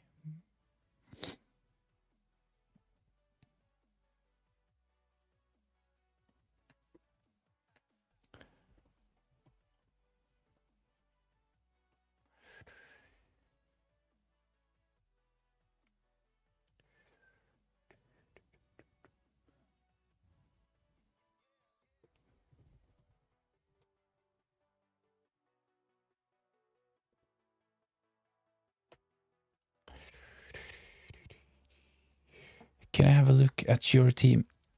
Definitely. Let's see. And if you haven't done so, please go vote in the poll as well. This is my team ahead of game week 7.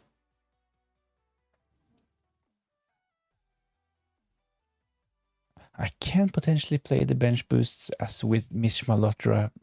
I have 4 starters on the bench as well. We know Dubravka will start.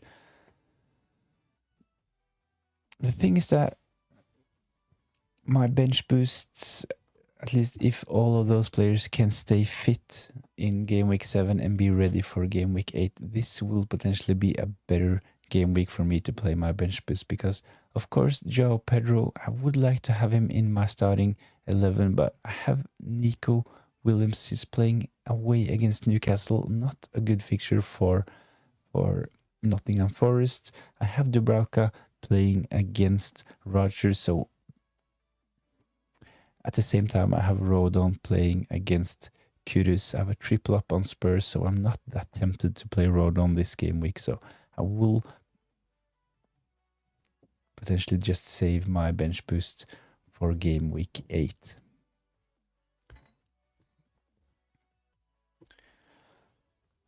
Between Van Dijk and Van de Ven,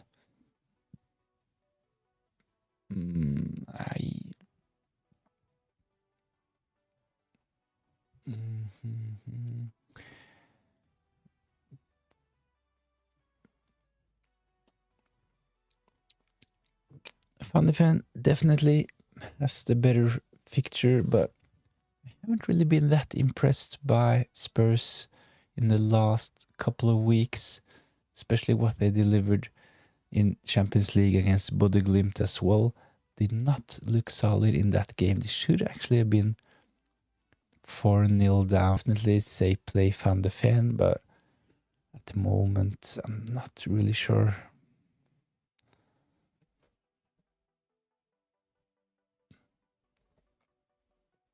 The thing is, with benching Van Dijk, it would be really, really annoying to have Virgil van Dijk on your bench if he gets points, mostly because of the price.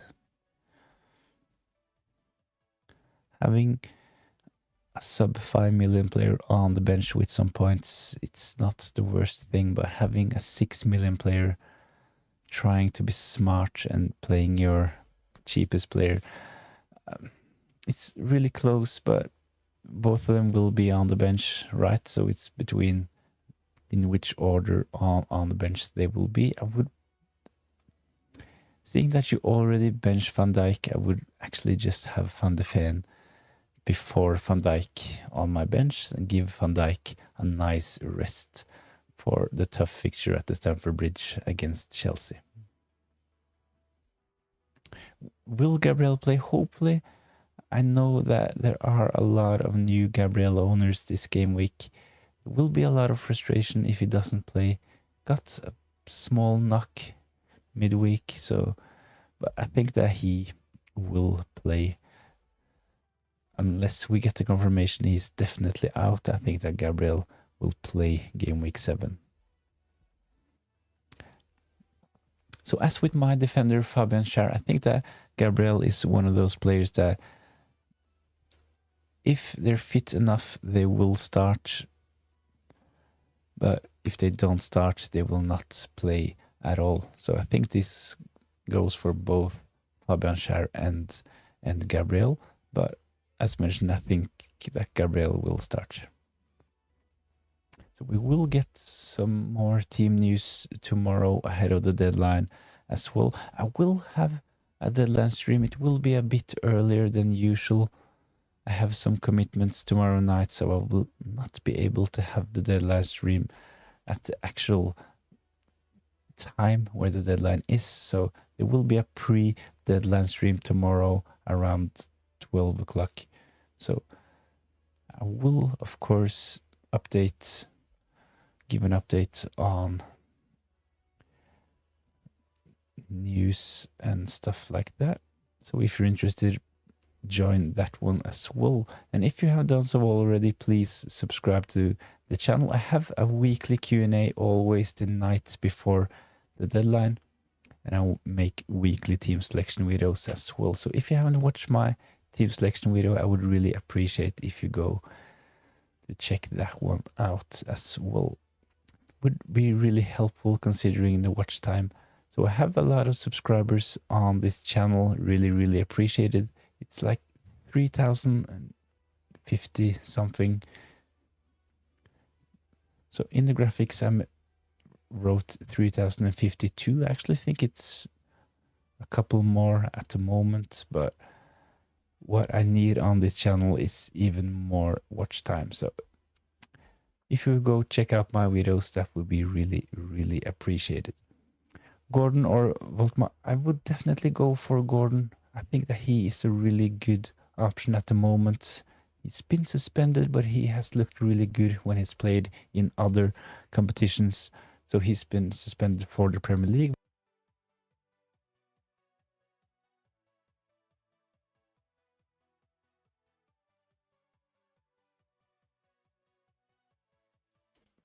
So if I had to choose between Anthony Gordon and Voltmada at the moment, I would definitely go Anthony Gordon. My plan was actually to bring Anthony Gordon in for game week 3, but we all know what happened in game week 2. I think that he got a bit unlucky with his red card, but had to sit out 3 games. Are you monetized? I'm not monetized at the moment, so I have some of the criteria checked. So when it comes to the amount of videos and amount of subscribers, but the only thing that I'm lacking at the moment is the watch time hours. So you need 4,000 watch time hours to get. I'm not really sure what they call it, but when you get, it's like you can put on ads on your videos. You need 4,000 watch time hours.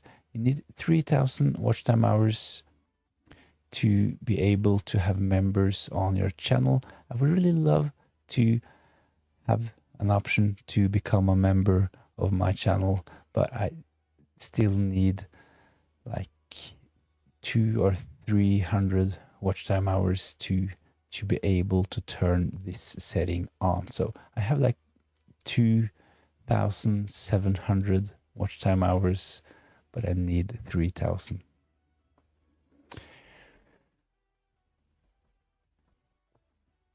I'm not really stressing about monetization, to be honest, but having an option to become a member on the channel, that would be really cool.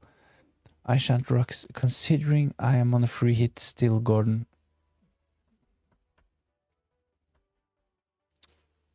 Yeah, I think that I would go Gordon on a free hit and wildcard, to be honest.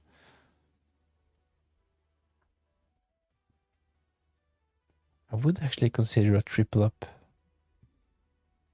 on a free hit, potentially having both Voltmada and Gordon. But there are a lot of good options this game week, a lot of players with good fixtures. So I know you can only have 3 forwards, 5 midfielders, and you have to bench one of them as well. So Anthony Gordon, he would be my Newcastle attacker for game week 7, to be honest. He's on penalties, he's nailed on to start, and he is a really good player. He is an England international.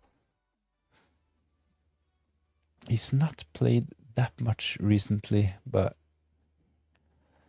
it's not like he's lacking match fitness and stuff like that, because he has played in the cups for Newcastle, but he's rested, looks really sharp. So on a free hit, Anthony Gordon would be my Newcastle attacker of choice.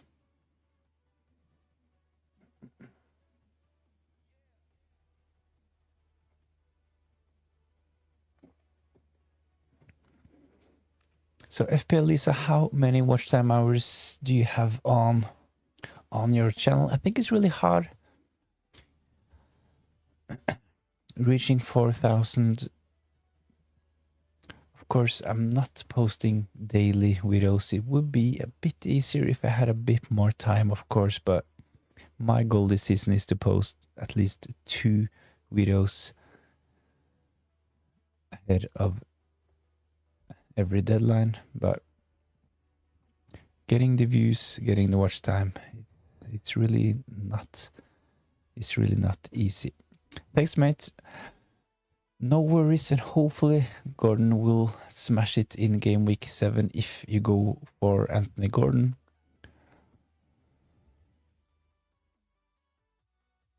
Scored 2 goals, didn't he? Let's have a quick look.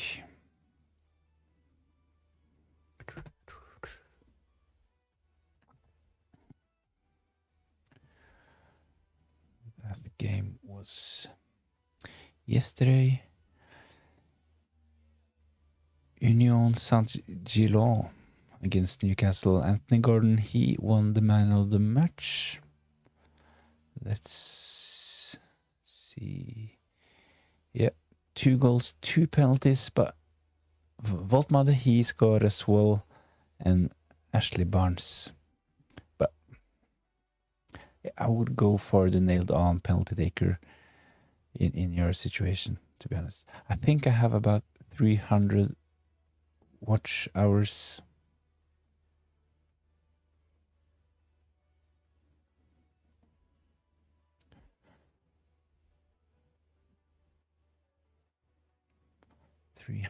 Watch hours. And you started your channel this summer, wasn't it? I think that's pretty decent, to be honest. So FPL is running another FPL channel with really good information, so go check that one out as well when you find the time. Really good graphics, good information. Hopefully I have the same.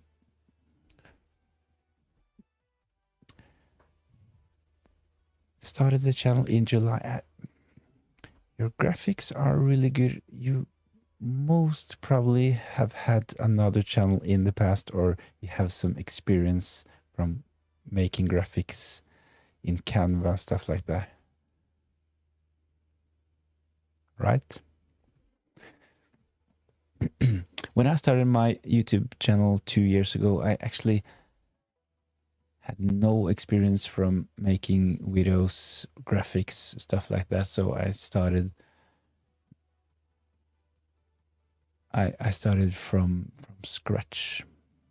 You can't start more from scratch than I actually did. Hadn't really done anything when it comes to creating videos. I didn't even have an editing software on my computer, so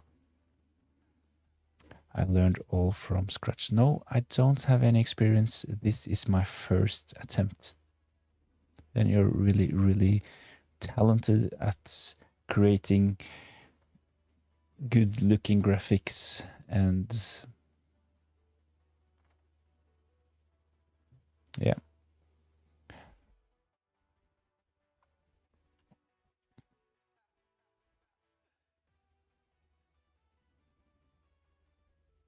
Good looking graphics with good information added with your own voice and good transitions, stuff like that. It looks easy, but I know it's not always that easy to put this into one package that is the actual video. So well done if you only have done this for like 2 months. That's really impressive. And 300 watch time hours, that's a great start as well. So yeah, that's impressive.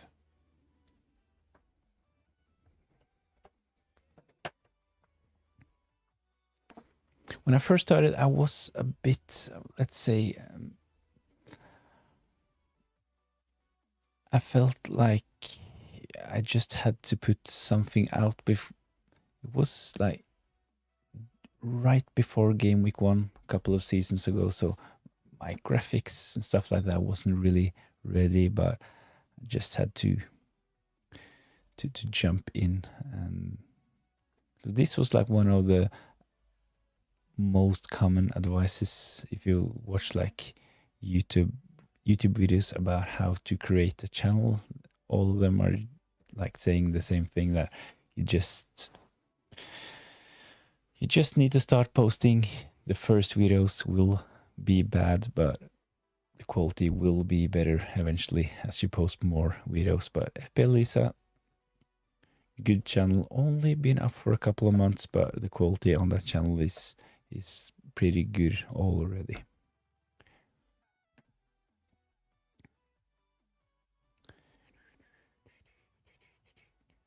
So let's take a look at the poll. Joao Pedro, he is still the favorite for the bench spots. I've actually gone and changed, so Joao Pedro, he is on my bench at the moment. I might be tempted to play Joao Pedro, and this means that Sar or NGI will drop to the bench. But at the moment, I think that Joao Pedro makes sense. Tough game against Liverpool. The only thing with Joao Pedro is that he's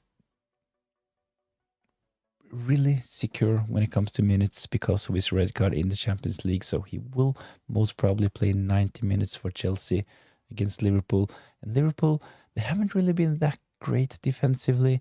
And especially if Alisson Becker is out for game week 7, I might be tempted to play Joao Pedro. So NGI, nailed on starter for Everton. I'd like to have him in my starting 11. Sar will probably drop to the bench if I decide to play Joao Pedro.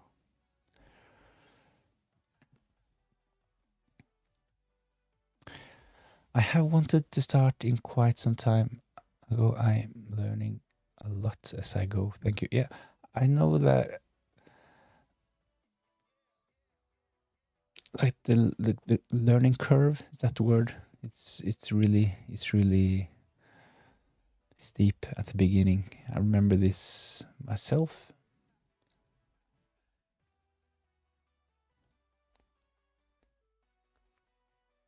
The thing is that I think that it's really funny to create graphics. I like the editing part as well. I like creating thumbnails. So as long as it's something you like to do and you don't like feel that you have to create another video and get stressed about it, I think that it's a really good hobby to have. So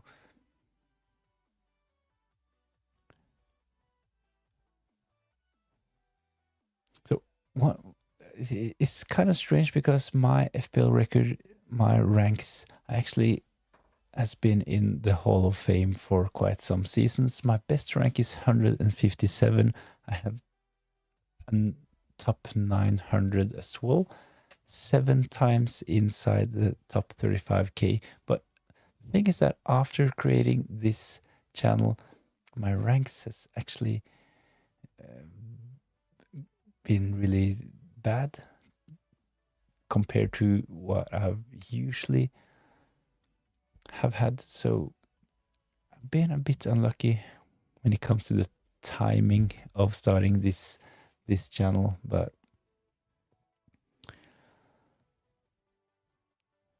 it is what it is. I don't have the best rank at the moment. I think it's 4.9 million, something like that. I was actually 9.5 million after game week 1. A really terrible start for me this season. I only got 1 return in game week 1, and this was the clean sheet from Van de Ven. So really tough start, but at least I've managed to halve my rank.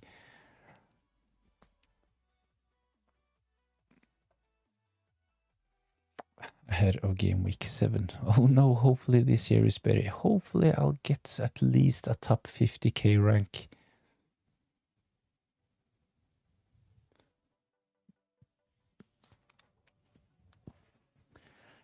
So as mentioned, best rank 157, next best rank 900 something, can't really remember.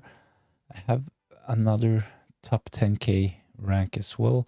I think it was like 8,800 something. And 2 seasons ago, I had my first season ending outside the top 100k.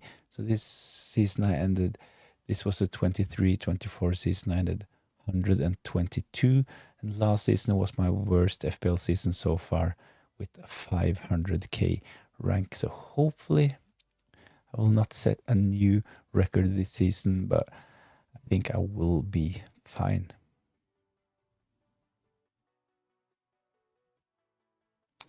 Storm, the sound of your voice is experiencing cuts. The sound of your voice is experiencing cuts. Not really sure what that means, but I've had some problems with my microphone recently, so if that's what you're referring to, you're certainly right. All of a sudden, even though I'm not touching my microphone, not touching the cable, all of a sudden the microphone decides to get unplugged. Not sure why, but I need to unplug it and plug it back in, and then this is the quick fix to the problem. I have actually tried to change the cable. This didn't really work. I think it made it a bit better because like 2-3 weeks ago I had this problem every 5 minutes, but it's a bit better at the moment. So if this is what you're referring to, I know that there are some issues with my microphone at the moment. The sound of your voice, probably it's not the microphone being unplugged you're talking about. Not really sure.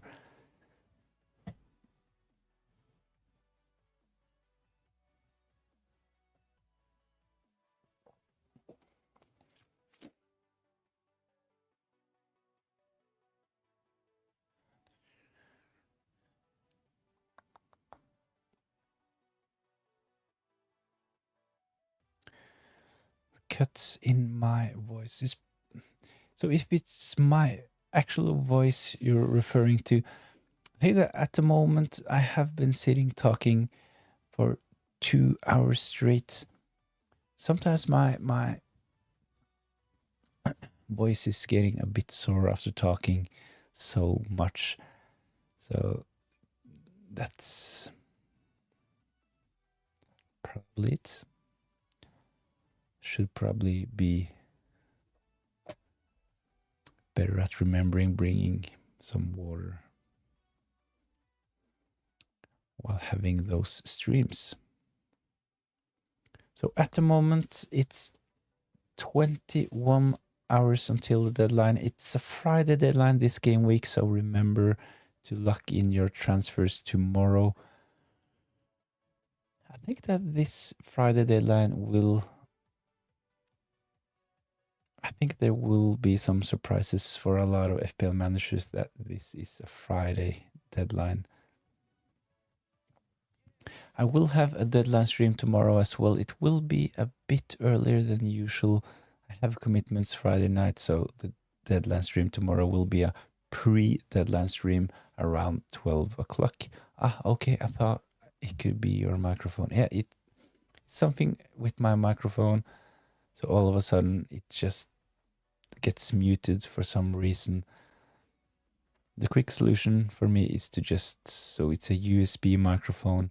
So the quick solution is to just unplug it and plug it back in, and the sound is back on. So I had a guy on the stream, he sent me a message that I should go to settings in my computer and turn off some power saving settings, something like that. So I did this. It helped a bit, actually. So it's like when your computer is working really hard, I think it's on default, those settings that they are like some of the USB channels are getting disconnected to save power on your computer, but I have turned those settings off at the moment, so that's not the solution for me.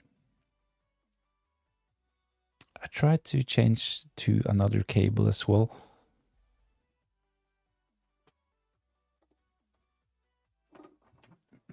I'm not an expert on those kind of stuff, but I have like a USB-C. I think this is the one. So I have USB-C to USB-C, and I have USB to regular, like the bigger one.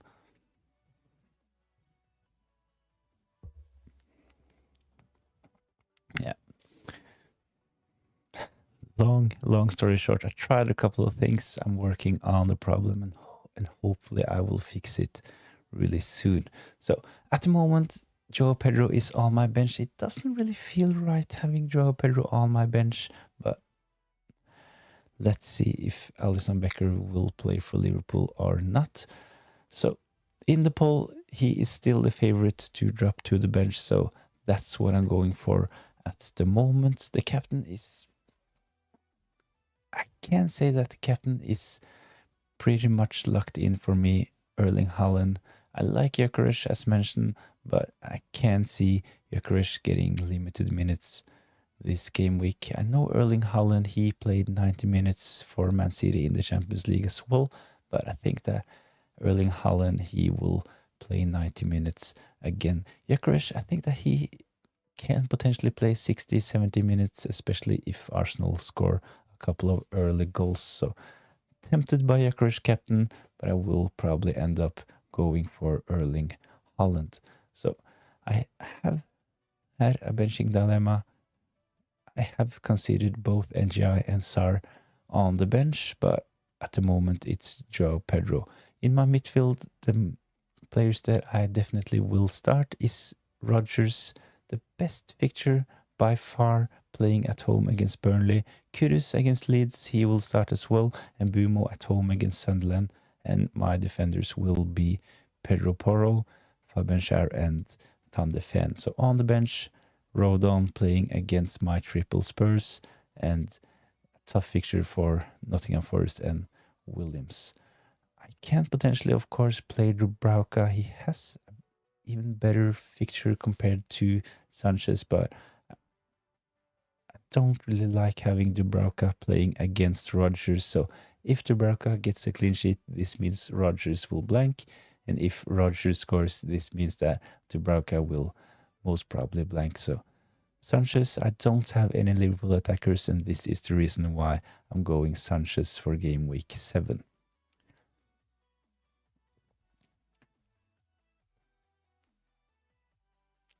As mentioned earlier, if you're interested, go check out my game week 7 wildcard video and my team selection video as well. That would be really, really appreciated. If you're interested, go join the deadline stream tomorrow as well. It will be a bit earlier than usual. It will start around 12 o'clock tomorrow because I have some commitments on Friday night. Can't really get out of those, so I don't have the time for an actual deadline stream when the deadline actually is. So it will be a bit earlier tomorrow, but it will be really great to see you there. Thanks all for joining in. Let me know if you have any last questions.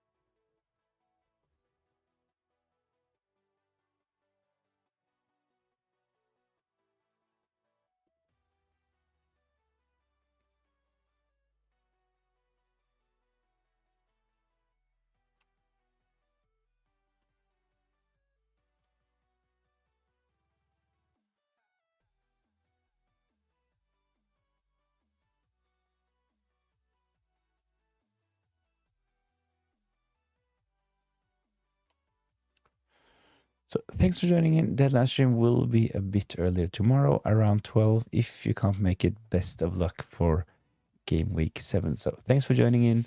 Remember to subscribe to the channel, and if you find the time, please go check out my team selection video as well.